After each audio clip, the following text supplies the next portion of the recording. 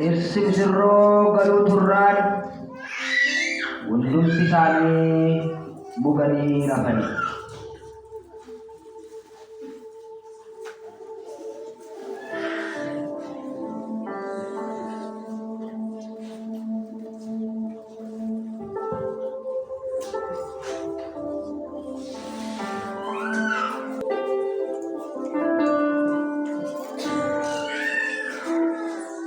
Utuma isaan kanaan jiranii dhirsi misirroo kunooti isa simuudhaaf baa sagaleen jedhu ni dhaga'ame.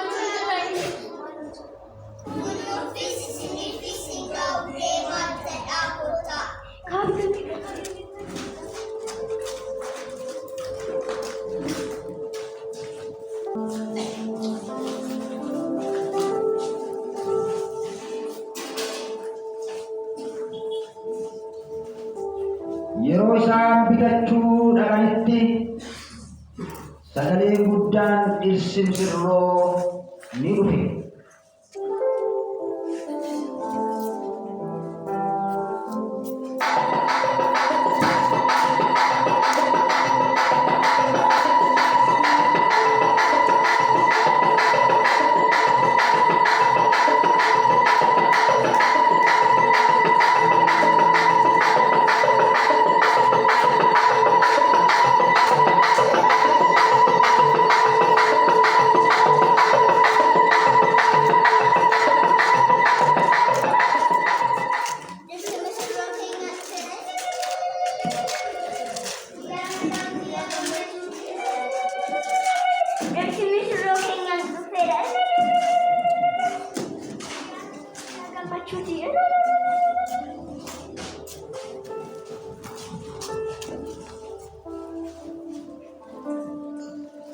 Dubartoota sana keessaa warri afan booddee dhufanii.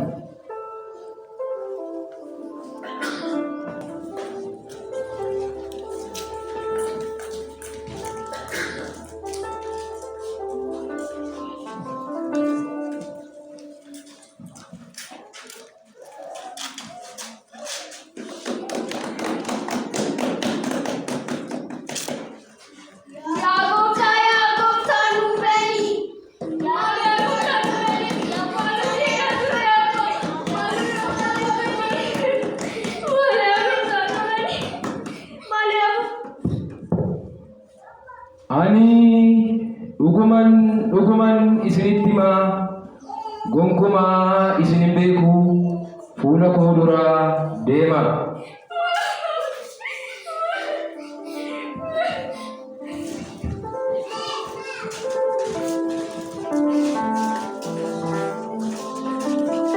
Egaa guyyichaa yerichas hin beektaniifi dammaqaa. Mootummaan Waaqaa mul'ata gaddi koo isa dhumaa raawwata moo'ichi jiru achi keessa hoolichatu isaanii geggeessa. Mootummaan Waaqaa mul'ata gaddi koo isa dhumaa